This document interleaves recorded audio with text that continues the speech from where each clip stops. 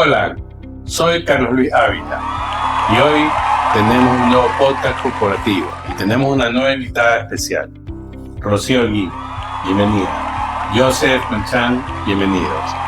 Hoy vamos a tratar de un tema candente, interesante, ya que, como hemos indicado en podcasts anteriores, Corporación al Día pues se dedica a todo lo que es el back office, y dentro del back office está este tema que es, como le dije, trascendental, y Rocío tiene una especialidad en la Unidad de Análisis Financiero y Económico UAFE, que hoy es el tema candente dentro del mercado laboral, dentro del mercado profesional, en los negocios. Y hoy los empresarios están muy urgidos y andan muy deprisa. Así que vamos a conversar con la experta en UAFE. Rocío, gracias por estar aquí. Queremos comenzar este podcast indicando cuál es la importancia hoy en día de la UAFE en el mercado de las empresas, en el mercado profesional contable, en el mercado profesional de los abogados. ¿Qué es lo que está pasando hoy en el país con este nuevo sistema de control? Ok, Carlos Luis, gracias primeramente por invitarme, gracias a Dios por permitirme estar acá con ustedes, gracias Joseph también por acompañarnos. Bueno, me siento muy contenta, muy honrada de estar aquí con todos.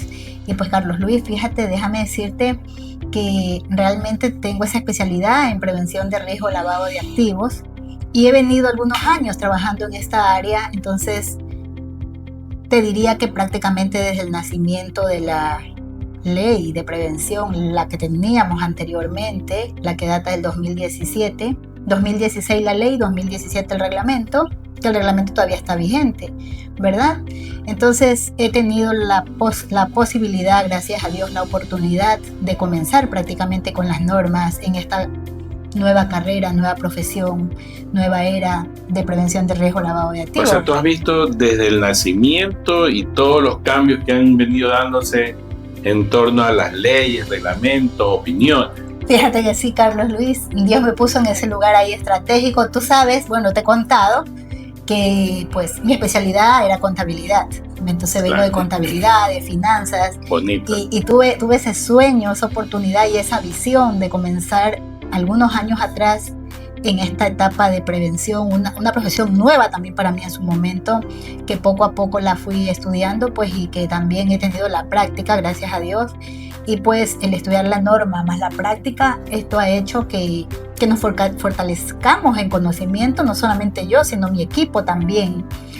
Entonces, bueno, ahora ya cada vez más la UAFE, la Unidad de Análisis Financiero UAFE, ¿verdad? A través de sus normativas, resoluciones, ha ido aumentando el catastro, digamos así, de sujetos obligados. Y pues con la última normativa, la última ley antilavado, llamémosle así, que fue emitida el 29 de julio del 2024 y comenzó ya a tratarse, a trabajarla ya en vigencia el 30 de julio del 2025. Es una ley nueva, una ley que se enfoca más, digamos así, en el tema sancionatorio. Yo he estado en tus capacitaciones, que la verdad yo te felicito porque en esas capacitaciones uno aprende. El que está en cero aprende todo lo que tiene que ver con UAFE. Así que es muy importante para la audiencia saber que este podcast tiene una relevancia importante, ¿no? Joseph, en el aspecto profesional y de nuestros clientes y de los negocios que manejamos, los clientes también, Rocío, ¿sí? ¿Tú nos podrías contar un poquito, Joseph, cómo esto ha impactado en los negocios? ¿Cómo esto ha impactado también desde el punto de vista sancionatorio, como lo mencionó Rocío, ¿no? Porque Rocío dijo, hay una ley que más allá de una aplicabilidad, tiene sanciones. Cuéntanos un poquito de eso. Así es, gracias Carlos Luis, gracias Rocío por estar aquí con nosotros. Sí, ¿verdad? Nosotros hemos tenido varios casos en los que ya hemos vivido los últimos 2-3 meses más fuerte todavía el tema de notificaciones, y no porque nos están investigando a nosotros como empresa o a nuestros clientes, sino porque están investigando a un tercero que le están siguiendo el rastro, y por medio de esa investigación nos notifican a nosotros para investigar qué compraron, qué hicieron, cómo lo pagaron, de qué banco pagaron, en qué fecha, etcétera, ¿no? Entonces, imagínate con la consulta que nos está indicando Carlos Luis, el no tener esa información a la mano cuando te lo pide la entidad de control, no porque me están investigando a mí, sino por un tercero, las sanciones son bastante altas. Hemos tenido casos en que no habían sido contratados los oficiales de cumplimiento, y al pedirnos esta información no la tenía el cliente, que nos contrató también hace poco tiempo. Entonces, en ese contexto, las multas son de $2,000, $4,000 y hasta de $10,000. Vimos multas que llegaban a este cliente. O sea, desde el punto de vista de la ley, Rocío, Sí. y es lo que nos indica Joseph, con todos los entes alrededor de esta normativa, ¿qué nos podrías tú indicar acerca de cuáles son las partes fundamentales para ir cumpliendo esta ley, ¿no? O sea, me refiero a qué deben tener las empresas, qué tipo de formularios deben tener, qué tipo de personas deben tener y cuáles son los alcances y las responsabilidades de ellos, ¿no? Tanto del representante legal como de las personas que se involucran, ¿no? El contador, el oficial de cumplimiento. Por favor, Rocío. Claro, bueno, un poquito ampliándote más, Carlos Luis, los antecedentes y todo esto. Como te decía, la norma anterior, que fue emitida en el 2017, no era tan sancionadora. Realmente esa norma lo que nos invitaba era el cumplimiento. Nos daba en sí la norma todos los parámetros para cumplir. Y pues dentro de estos parámetros para cumplimiento, el cumplimiento es del sujeto obligado, definitivamente. La obligación. Exacto, la obligación es del sujeto obligado. Pero pues también la misma norma dice que todo sujeto obligado tiene que tener un oficial de cumplimiento, un profesional de tercer nivel, de mucho conocimiento en el sector que va a trabajar, es decir, la actividad del sujeto obligado. Tiene que conocer la actividad en la que va a trabajar, tiene que conocer la normativa, bueno, tiene que cumplir con un sinnúmero de requisitos. Entonces, a todo esto, la norma también le designa a este oficial de cumplimiento como el responsable del cumplimiento normativo del sujeto obligado. Wow. Entonces, tenemos un listado de obligaciones que tiene que cumplir el oficial de cumplimiento dentro de la empresa. Debe estar capacitado también, Por porque supuesto. si no está capacitado para tremendo responsabilidad, Así es. ¿cómo va a desempeñarlo, no? Definitivamente, Joseph tiene que estar capacitado, y aparte de esto también tiene que continuar capacitándose, tiene que capacitar al personal del sujeto obligado, a los administrativos, a todos. O sea, hoy no puedes decir que solamente una persona tiene la responsabilidad de conocer temas de UAFE, sino que el equipo contable, administrativo, financiero de una empresa y el mismo representante legal debe estar consciente de aquello, ¿no? Efectivamente, Carlos Luis, ya el cumplimiento normativo no solamente es del representante legal o del oficial de cumplimiento, es de todos quienes nos hacen la compañía realmente. Y ahí ya viene la socialización del tema, que el oficial de cumplimiento también tiene que socializar el tema con el representante legal, con los directivos, con los socios, con los accionistas, pero también con los trabajadores. Entonces, hay un conocimiento Hay que una todo... debida diligencia que se llama, ¿no? Sí, bueno, ya nos vamos para allá un poquito, Joseph, la debida diligencia. Ok. Centrémonos un poquito más en las normas. Entonces, como te digo, esta norma más invitaba al cumplimiento, a que nos enmarquemos dentro del marco legal y jurídico para cumplir y prevenir, que finalmente eso es lo que hace la UAFE también, promulgar las normas, pero prevenir y detectar el delito de lavado de activos y también otros delitos precedentes, que son los primeros delitos que se dan antes de que venga ese dinero mal habido, ¿no?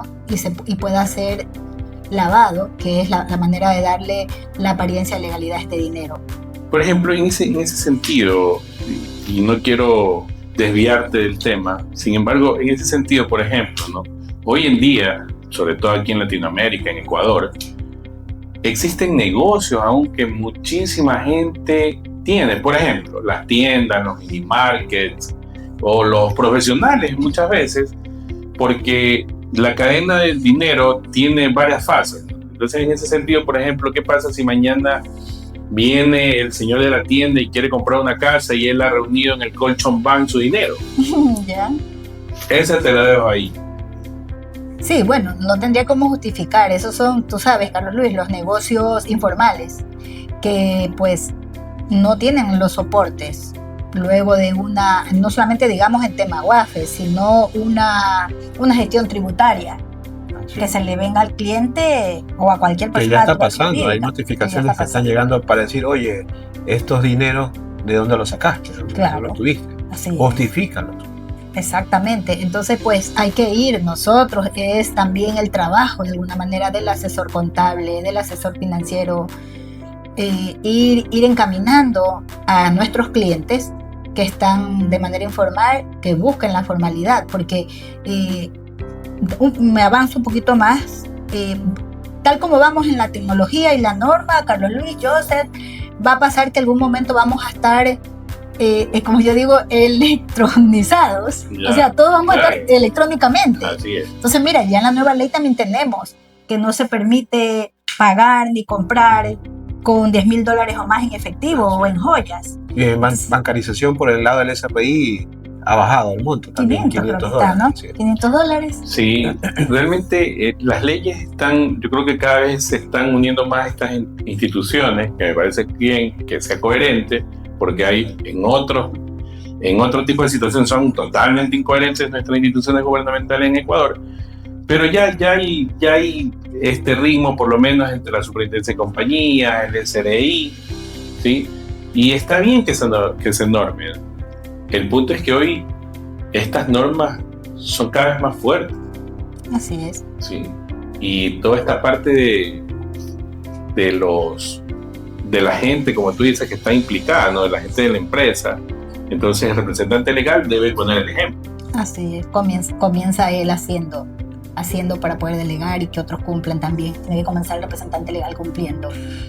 Así, hay varios casos, ¿no? Nos pasa a nosotros en la vida misma del día a día con los clientes que vienen, por decirte, te quieren comprar una casa, pero la forma que te la van a pagar no es con dinero, sino que te dice, te compro la casa, pero yo te doy artículos en compensación de esa casa. Por ejemplo, si son adoquines, sabes que te doy tantos adoquines y tú me das la casa.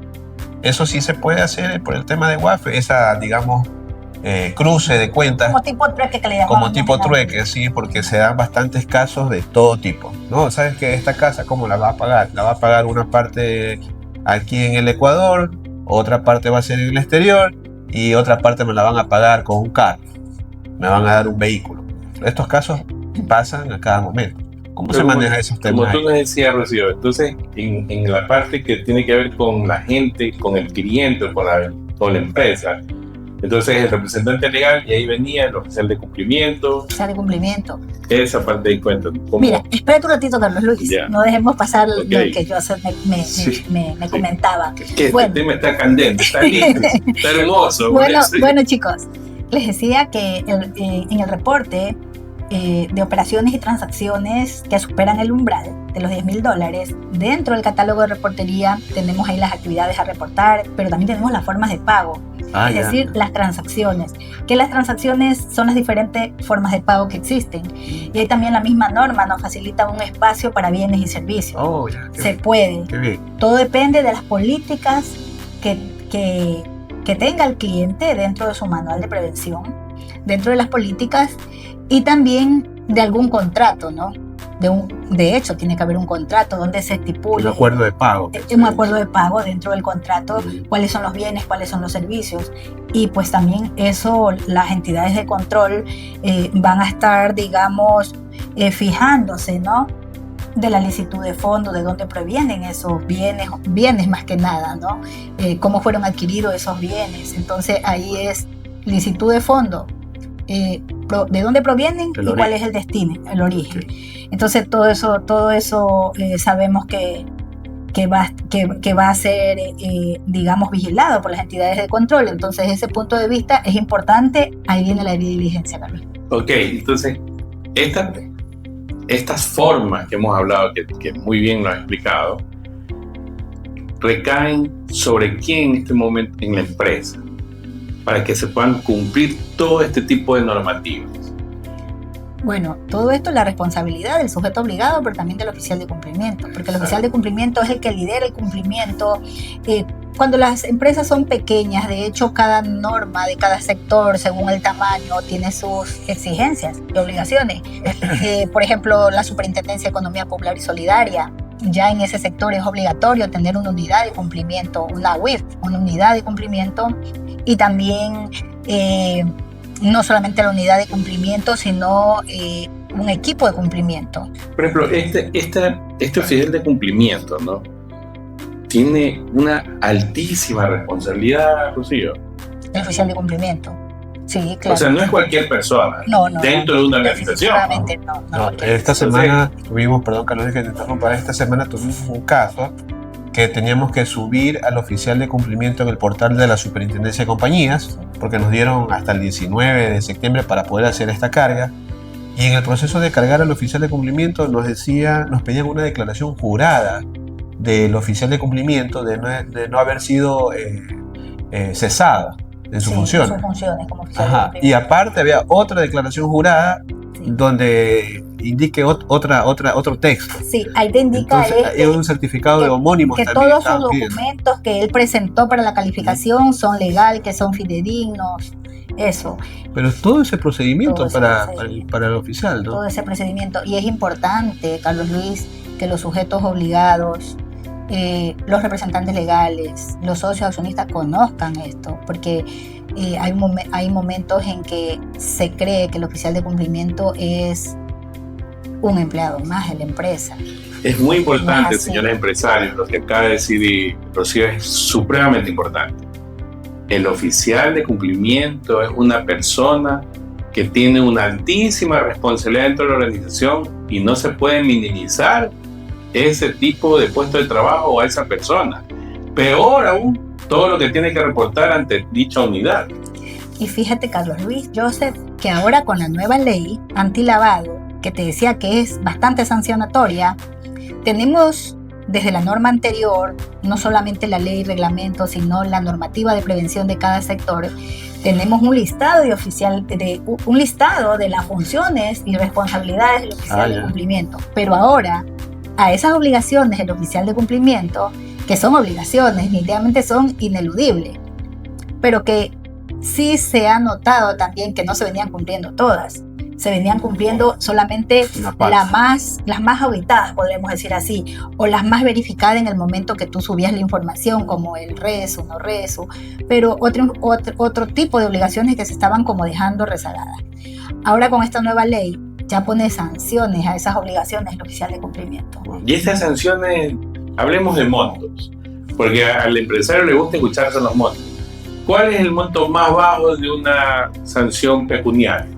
Mira, según la norma dice de 1 a 40 salarios básicos, pero realmente la sanción más baja que yo he visto y que tengo muchos años y he visto bastante y que antes no sancionaban todas las responsabilidades como ahora, $1,600. Wow. Lo más bajito. Una falta administrativa. Una falta administrativa en no envío de informe RESU, envío de manera incompleta o envío tardío. Por ejemplo, esta falta, Rocío, ¿en qué momento ocurre?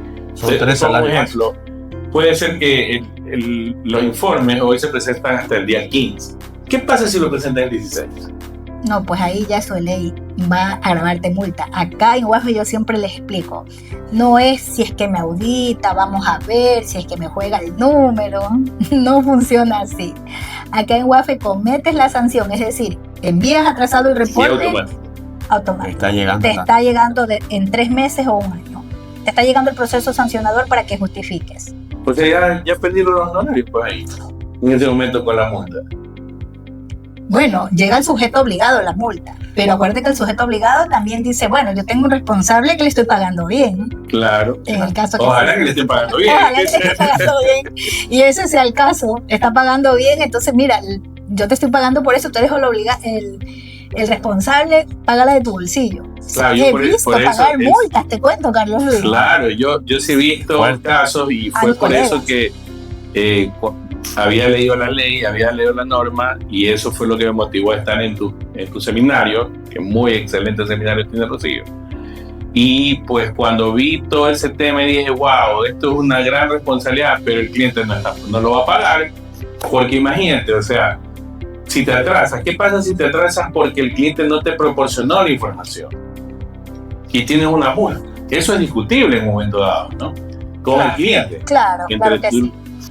Bueno, primeramente el oficial de cumplimiento desde que ingresa a trabajar en la entidad tiene que dejar ya por escrito las fechas en las que va a requerir la información. Que parte de esta información, Carlos Luis, yo sé, es conciliación bancaria, facturas emitidas durante el mes, compras también que realizó durante el mes, movimientos bancarios. Todo esto es parte para hacer el informe RESU, que es mensual y ineludible. Del 1 al 15 lo tenemos que subir o subir. Esos formularios, Rocío, se suben, sea que tenga operaciones o que no tenga operaciones. Correcto, así es. Para las actividades que están obligadas. Claro, para los sujetos obligados. Para los sujetos obligados que ya tienen un código de registro, porque el código de registro es la identificación en la UAF. Okay. Entonces ya tienes un código de registro, ya te dan acceso, clave y usuario para entrar a la plataforma y comenzar la reportería. Entonces no te puedes atrasar.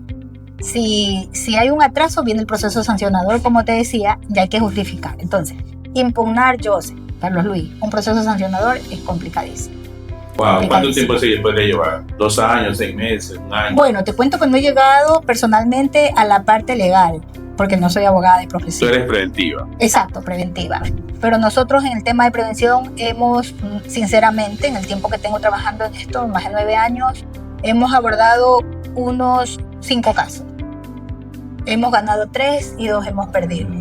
Pero los hemos perdido porque no tienen el sustento necesario para... Cuando me hablas de que no tienen el sustento necesario, ¿a qué te refieres?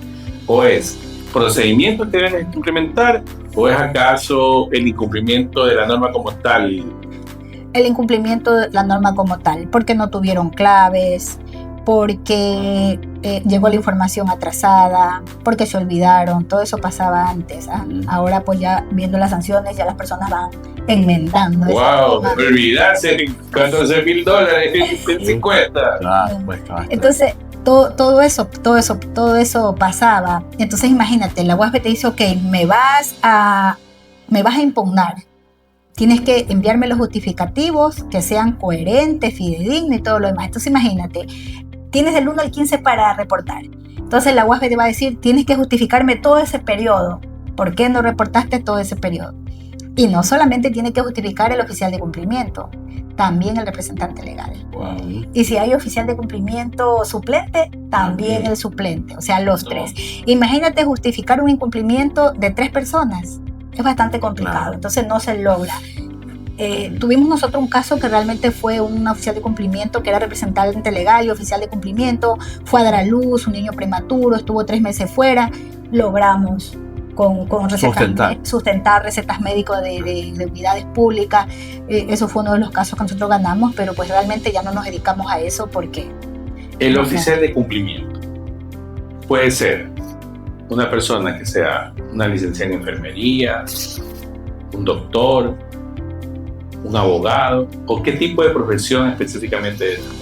Ya, mira, Carlos Luis, o sea, para ser oficial de cumplimiento, como te decía, todo está normado dentro de la norma de cada sector, la norma de prevención, la norma de prevención de riesgo, lavado de activos, terrorismo y otros delitos. Entonces, en estas normas vamos a ver los requisitos y las prohibiciones. Entonces, dentro de los requisitos, por ejemplo, en UAFE, que ese sector es sujetos obligados sin organismo de control. ¿Por qué se llama así? Porque no tiene ninguna superintendencia que lo controle. Solamente el Servicio de Rentas Internas, Ministerio de Trabajo, bueno, y algo más que se me escape por ahí. Entonces ellos son personas naturales, sociedad de hecho, consorcios, asociaciones y también entran las ONG. Entonces ahí pueden ingresar los abogados y todas las personas que tienen título superior en áreas administrativas registrado en el CNC.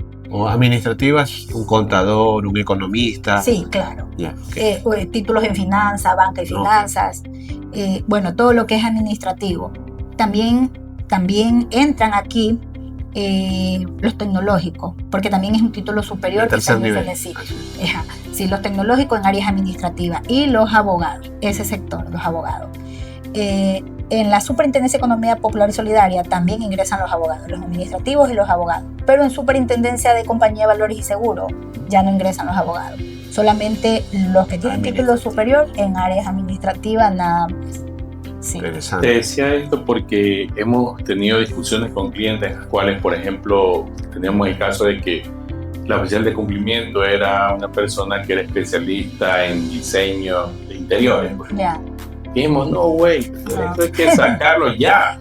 Claro. Sí, no. o sea, son errores que yo no sé a veces si son por desconocimiento o porque no quieren pagar un honorario a la persona que sea responsable. Entonces yo creo que en ese momento el empresario tiene que entrar a evaluar. O pago a una persona que realmente conozca el tema o simplemente quiero hacer algo de cumplimiento. Yo creo que eso es un error, pues, ¿no? Y costoso. Fíjate, Carlos Luis, que como la calificación es en línea, la línea, o sea, el software soporta. Tú le pones que sí, mandas un título que sí tiene área, que sí es título superior en área administrativa, y pues cuando incluyes el registro del CENESID no es área administrativa, el sistema te lo va a aceptar, pero ya cuando hacen la revisión en física las entidades de control van a darle la baja a esa calificación. Qué buen punto. Porque te cuento que la calificación es con resolución. Qué buen punto, porque imagínate, por ejemplo, en esos casos en los que yo estoy segurísimo que hay muchísimas empresas que deben contar así sus oficiales de cumplimiento, ellos siguen pensando, pues bueno, me aceptó el formulario, entonces estoy bien. Sí. Mira, te dan la baja y te quedas en ese momento sin clave para hacer la declaración, para poder reportar. Imagínate que esa inusualidad, esa infracción, porque es una infracción después de todo, esa infracción te le den de baja al oficial de cumplimiento justo el día 10. Wow. En 15 no quiero estar en eso, no quisiera estar en esa parte de una multa segura ya. Claro. Eso es $14,000 de lo que hemos visto nosotros, ¿ah? Hemos visto multas de $4,000, $8,000, $14,000. ¿O no es así, yo? Sí. Y sabes que algo que me llama la atención bastante del tema es de que al oficial de cumplimiento lo nombras en acta de Junta General de Accionistas. Así es. Claro, es que lo que dijo de Rocío es interesante. Dice, deben tener pleno conocimiento el representante legal y sus accionistas. Espectacular, o sea, más claro no puedo hacer. Sí. Ahí le estás dando la importancia del caso al oficial de cumplimiento, de la gestión que tiene que hacer. Sí, es que así debe ser. Ahora, pues dentro de la norma también podemos ver que si el oficial que el sujeto obligado tiene que estar monitoreando al oficial de cumplimiento que cumpla con todos los requisitos que se calificó, debe mantenerlos al día. Y eso también es no adeudar a instituciones públicas, que cumpla con los requisitos se mantenga al día. Esa es una ¿verdad? causante para poder dejar de ser un oficial. Claro, la Junta de Accionistas Sí, lo puede atrás. revocar y puede contratar otro oficial de cumplimiento, pero también hay un tema, que el oficial de cumplimiento también puede renunciar. Sí. Puede renunciar, claro, porque no tiene ayuda, respaldo, la facilidad, no tiene la documentación, exacto, o las políticas no se respetan, no hay un respeto para el cargo del oficial de cumplimiento, que es nivel jerárquico, Carlos Luis, y que solo reporta, o sea, da cuenta directamente a la Junta de Accionistas o al directorio. Wow, miren, pero en el tema de oficiales de cumplimiento, voy a usar una frase tal vez no muy usada, pero oficiales de cumplimiento hay como perro en pulga o como pulga en perro. Bueno, hay pocos. Wow. Y los que hay realmente tienen temor, ser oficial de cumplimiento. No, pues imagínate, el tema de ser oficial de cumplimiento te lleva a temas penales. Claro, el artículo 319 del Código Orgánico Penal y el 317, bueno, el 319 va directamente al oficial de cumplimiento porque es el responsable del cumplimiento que omitió. Entonces, omitió temas de control. Entonces, imagínate, de 1 a 3 años de cárcel. Entonces sí pesa. Y no quieren pagar en los zapatos de cumplimiento. No quieren pagar un honorario a la altura de eso, ¿no? Eso pasa también. Pero mira, dice también dentro de la normativa en general, las 40 recomendaciones del GAFI, que el oficial de cumplimiento es un líder. Entonces tiene que tener liderazgo para poder tiene que tener cualidades. Entonces cuando el empresario vaya a escoger al oficial de cumplimiento, lo correcto es que tenga que hacer una selección adecuada, porque es un ejecutivo más de la compañía. Así es un ejecutivo de la compañía y es quien da el Fuera front. las espaldas. Exacto. Y es quien da el front. O sea, tiene que tener bien puestos los las pantalones de los entidades de control. Sí, definitivamente sí, porque como te decía, si no tiene las herramientas, si no tiene la información para trabajar, lo mejor es renunciar. Por eso yo siempre en mis capacitaciones yo les comparto a mis colegas y les digo, colega, si a usted no le dan la información, si la empresa no está organizada, porque eso pasa, empresas grandes que no están administrativamente bien organizadas, no tienen un buen control interno, yo les comparto a ellos, siempre les comparto esta parte. El contrato, pónganlo en amplio. En este contrato, el tiempo de duración del cargo es de 4 años, 4 años, pero yo les digo a ellos, pongan 1 año o pongan los 4 años y que puede darse por terminado de acuerdo entre las partes. O renovado. O sea, que yo creo en cualquier que momento. Está muy bien, pero el contrato yo creo que también debería estar claro el alcance y los tiempos, porque si la empresa no te da la información, entonces por más que tú quieras, no vas a cumplir. Carlos Luis, pero por eso te digo, para eso está o sea, de acuerdo entre las partes. Yo, oficial de cumplimiento, no me siento a gusto, acá no están las políticas bien establecidas, no me ayudan a establecerlas, no me dan la información, no me dan las herramientas, me salgo. Y es importante que les cuente esto, chicos. Algún momento a nosotros nos llegó un requerimiento de una cotización para un trabajo donde querían que sea presencial. Entonces, querido público en general, queridos colegas, personalmente me gusta la luz, me gusta la claridad. Siempre pongo que haya luz en las oficinas, porque sí me ha pasado que no hay luz. Entonces, no es que Rocío Holguín es exquisita o exigente, no. Lo que sí me gusta es trabajar con luz. Entonces, el oficial de cumplimiento debe tener esa buena luz y un lugar tranquilo. Entonces, a mí me ha pasado, Carlos Luis, como auditor, no sé a ti, Joseph. En un momento vas a hacer una auditoría y te ponen un escritorio no hay en el espacio pasillo. para poder trabajar. O te ponen un espacio en el pasillo con poca luz. Entonces, ¿cómo puedes pensar? O sea, entonces he pedido... No le das ese nivel que necesitas. Sí, he pedido esa parte y te cuento que no nos volvieron a llamar. Wow, No sé qué pasó. Pero es que simplemente esa persona no está preparada para recibir los servicios. Porque nosotros, si no estamos bien situados y si el cliente no nos da las atenciones adecuadas, yo lo siento, por mucho dinero que tenga, realmente no pasamos copiando aquí, somos un equipo profesional altamente calificado y realmente pues yo creo que el tema de WAFE tiene una relevancia tanto para el profesional que hace oficial de cumplimiento como para el representante legal que debe darle ese nivel. Así. Sí, ese nivel, porque realmente es un nivel gerencial el que tiene el de los Exactamente. Y también algo importante es que a veces el gerente no sabe con quién está tratando. Un cliente que llega a la empresa, no sabes, o sea, llega a comprarte, pero no sabes de dónde viene, cómo es, o sea, de dónde sacó el dinero para comprarte. Entonces hay alguna serie en los clientes que nosotros manejamos por la parte de la asesoría que damos financiera, contable, que también tienen sus oficiales de cumplimiento, ¿no? Ellos investigan muchas cosas, no solamente aquí en Ecuador, sino que no sé cómo se meten a una y buscan en otras partes, ¿no? Y dicen, oye, esta persona, cuidado. Y entonces uno como que, ¿qué hace ahí, por ejemplo, si un cliente viene a comprarte y trae la plata, pues el dinero? Yeah.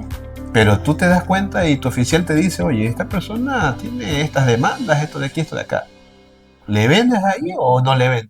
Pierdes de vender. ¿Qué haces ahí? Bueno, ya con eso, Joseph, con esos antecedentes, ya no le vendes, pero tienes que decirle que no tienes el producto. Oye, una consulta, es que ahí viene la pregunta.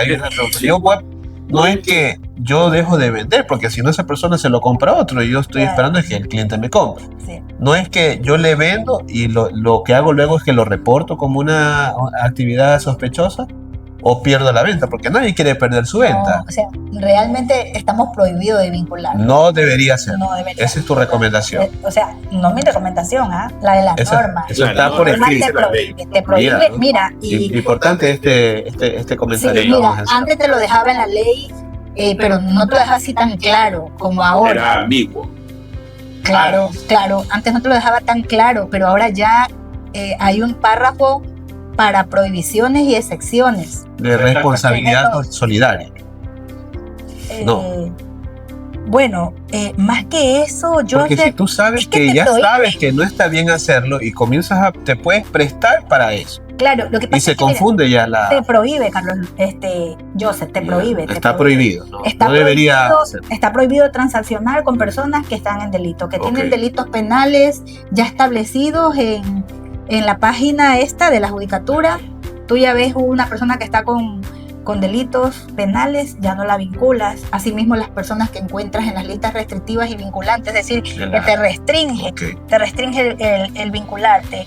La OFAC, la ONU, acá listas nacionales también tenemos el catastro de empresa fantasma del Servicio de Rentas Internas. ¿Ok? Eso no te puedes vincular. Y ahora te cuento que también en la nueva ley salió que no puedes relacionarte con bancos pantalla. Dice allí mismo en la superintendencia de bancos, hay un link donde tú puedes ver un listado de bancos pantalla, Carlos Luis. Claro. 40 bancos, instituciones cooperativas bancarias. Debe haber también, sí, cooperativa, ¿verdad? No he revisado en la SED, pero sí debe haber también. Pero en la super de bancos sí hay 40 bancos que están operando y así mismo la ley es muy clara. No tienen permiso de la superintendencia de bancos. No tienen permiso y la ley te prohíbe y tiene un listado.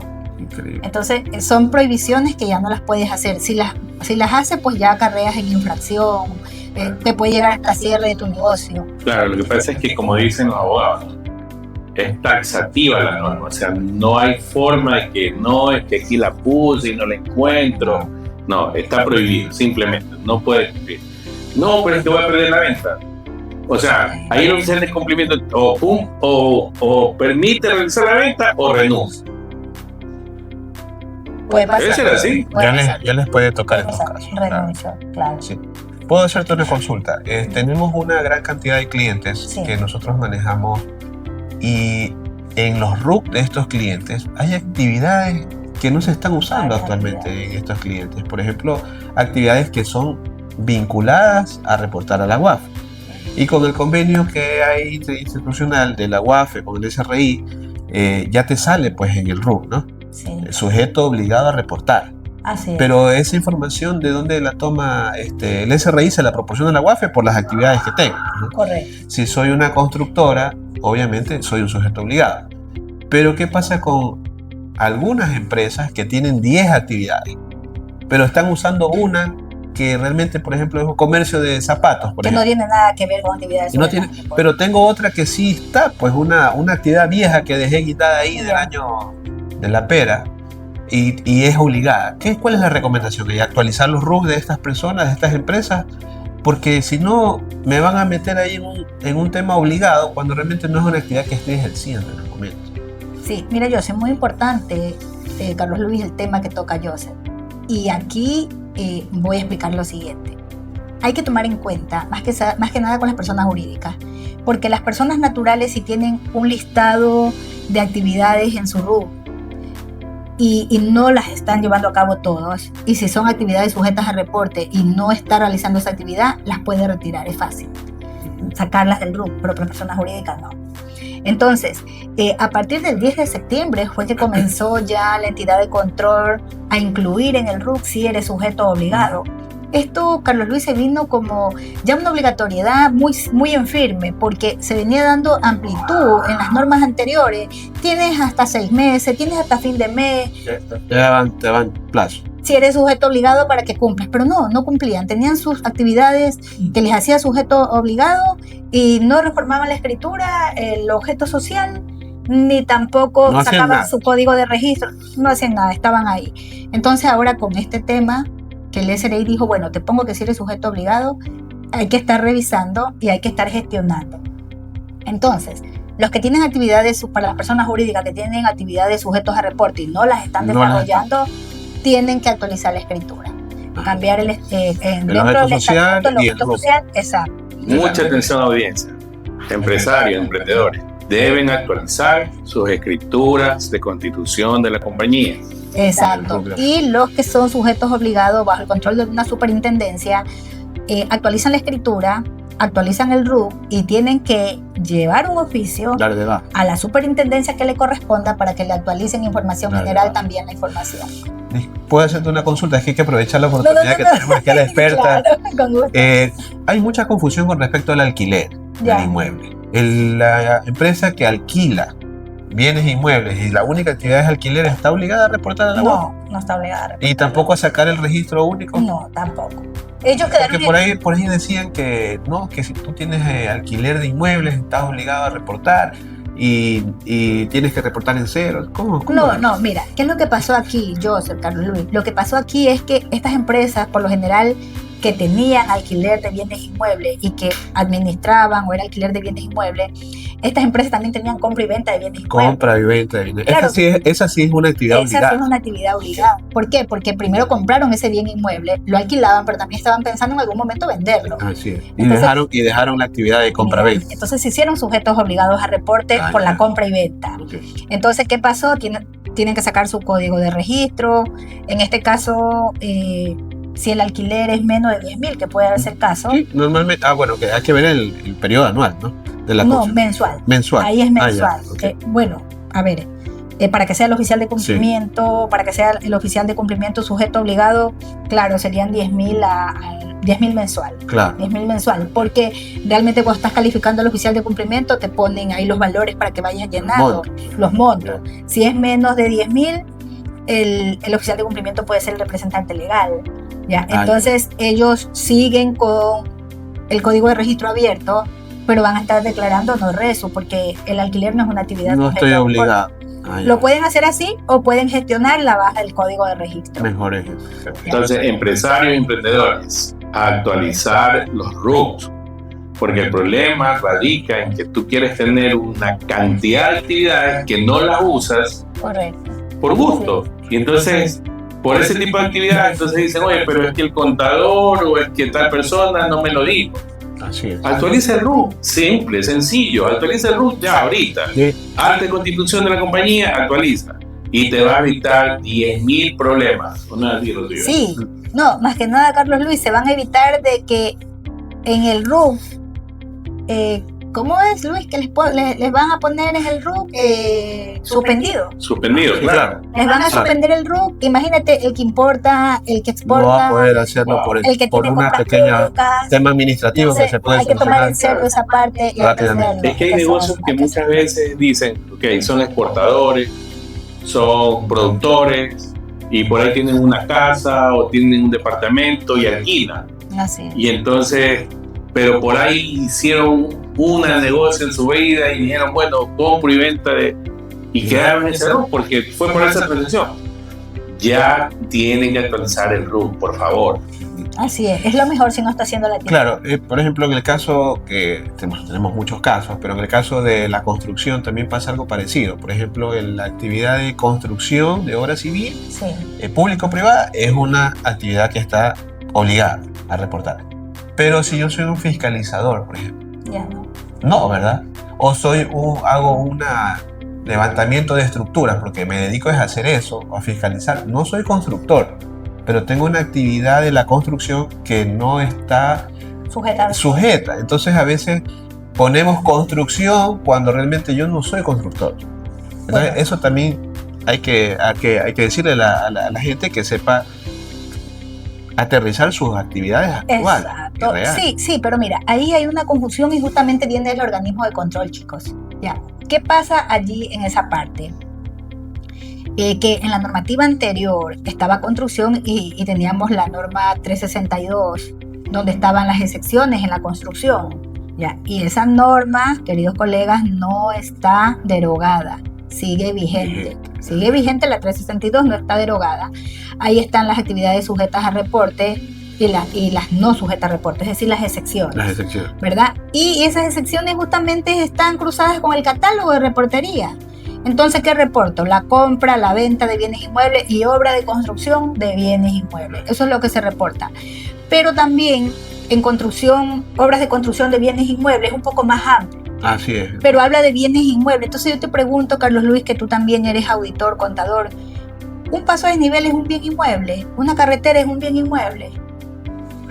No, no es un bien inmueble. Es un obra de construcción, sí, Sí. pero no es un bien inmueble. Entonces, por eso que tenemos que manejar bien la contabilidad también, porque esto va de la mano. Entonces, no es un bien inmueble. Un bien inmueble es una finca, un terreno, un edificio. Eso es criterio profesional. Claro, es criterio Y profesional. Sí. tiene que revisar la parte de la normativa. Pues, porque Hay bastante criterio profesional ahí porque, Carlos Luis, también disculpa que te haga ese comentario, pero por ejemplo, un puente es algo que está ahí. O sea, digamos que está construido, pero no es movible. Correcto. Ya, si tú quieres verlo desde otro punto de vista, porque criterio profesional, yo podría decir bien inmueble, porque no lo puedes trasladar de un lugar a otro, porque aparece Ujú. ahí, inmovible. Ahí quedó el puente y no es que este puente me lo llevo para acá y después me lo llevo para acá. O sea, no sé, ese contexto hay que analizarlo bien, ¿no? Pero yo pienso que una Para de las cosas determinar- correctas, y siempre lo digo, y se lo digo a la audiencia, a ti empresario, emprendedor, que tienes un negocio, muchas veces he escuchado esto: es que así me dijeron en el SRI, es que así lo vi por ahí en un papel o un documento. No, Ujú. revisa la ley, revisa la norma y asesórate de un buen profesional para que sepa lo correcto. Y los catálogos de tu sector. Así Eso es ¿no? importante. Es muy importante. Porque, por ejemplo, el catálogo, no tenemos otras obras de construcción, o sea, no tenemos otras. Si hubiera otras, ahí podríamos Ahí tener entraba. los juegos, Ahí, eso todas las que quieras. es como la contabilidad. Como Tú digo. vas y revisa y dicen otra, cuentas por Es cobrar, como, otra. me recuerdo un caso que no sé, había una discusión de los contadores que no sabían si, por decirte así, el aire acondicionado era muebles y enseres o equipos de oficina. ¿Ya? Entonces el uno decía, no, que eso es un muebles y enseres. Es más, lo tenía en el listado como muebles y enseres. El otro lo tenía como equipos de oficina. Son criterios diferentes. Entonces el uno defendía que no, eso es un mueble porque está dentro de todos los muebles, aquí está el escritorio. El otro le refutaba y le decía, no, el mueble y enser, la diferencia del equipo de oficina es que el mueble y enser tú es Móvil. algo que no necesita conexión. Mm, El equipo de oficina necesita ser la corriente. Entonces, desde que eso... Claro, un equipo. entonces es equipo de oficina porque necesita, entonces este televisor, Mira, chévere, muebles en serio, equipo de oficina, equipo. porque necesita esa. Es que Hay criterios Es que tiene una lo que pasa máquina, lo que pasa es que el criterio profesional tiene un tecnicismo y es la parte técnica la que aplica. Y O sea, no hay que, es que a mí me gusta verlo así, no. Exacto, no. Y más aún esta normativa que tiene que ver con la UAFE, uno no puede estar dubitando, porque si dubitas, te cuesta plata. Te puede- Así Te es. cuesta caro. Y recordemos también que la declaración que hacemos en el informe RESU es con el enfoque basado en riesgo. ¿Cuáles son las Ajá. actividades de mayor riesgo que voy a reportar? Son justamente las que están en el catálogo. Rocío, créeme que es un El tiempo es tema corto. increíble. Un tema maravilloso. Un tema maravilloso. definitivamente, sí, encantado. Créanme lo que te voy a invitar para otro podcast y poderlo Sí, sí, ampliar para que nuestra audiencia esté clara. Y quiero invitar a toda esta audiencia, a todos ustedes, a que sigan a Rocío Holguín. Ella pues capacita, su especialidad es la capacitación, los seminarios, y es una profesional altamente técnica que conoce el día a día, norma, cada artículo, para que puedan consultarle cuando ustedes pues así lo indiquen, ¿no? Rocío, ¿en dónde te pueden ubicar? Bueno, en mis redes sociales, en Instagram, en Facebook, también al 099-2258-250. Estamos a las órdenes siempre para atenderles.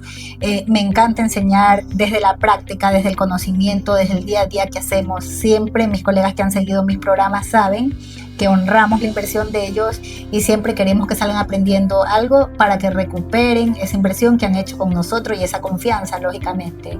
Entonces, los invito a todos para que tomen nuestro programa desde la práctica. Carlos Luis, tú sabes, también soy auditor externo en prevención de riesgo, lavado de activos. Es mi expertise, es lo más fuerte también.